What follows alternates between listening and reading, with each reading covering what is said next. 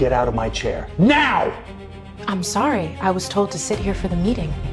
Are you deaf or just stupid? I said move. This seat is for people who actually matter! 26-year-old Grace Irwin stayed calm. She had flown in from New York that morning, personally requested by the board of Orion Dynamics for their leadership transition. But no one in the building knew her face yet. Calloway leaned in close. Look at yourself. Look at yourself. You look like you wandered in off the street looking for a handout. Somebody called downstairs. I think the cleaning lady got confused. My name is Grace Irwin. I'm here for the 9 o'clock meeting. I don't care what your name is. I built this company with my bare hands, and you think you can just sit in my chair? Grabbed her folder and threw it across the table. Papers scattered everywhere.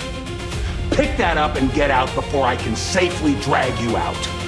Grace knelt down, collected every page, and quietly moved to the far end of the room. 15 minutes later, the full board gathered. Calloway sat in his chair, coffee in hand, smiling. Then, Chairman Philip Morton stood up. I'd like to formally introduce someone most of you have heard about. He gestured toward the window. This is Grace Irwin, MBA from Wharton, former director at Belmont Partners, where she turned a failing division into their top performer in 2 years.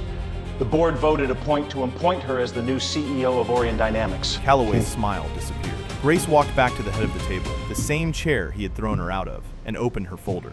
Mr. Calloway, I arrived early today with no badge, no title, no introduction. I wanted to see how this company treats people when there's nothing to gain from being decent.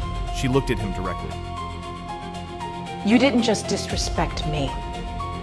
You showed this entire room who you are when you think no one important is watching. His mouth opened, nothing came out. Building security recorded everything. I'll be recommending the board review your position immediately. 1 month later, Calloway was removed. Not for one bad morning, but because that morning revealed his true character. You never know who's standing in front of you. The way you treat someone when you think they're nobody, that says everything about who you really are. Drop a heart if you think he got what he deserved.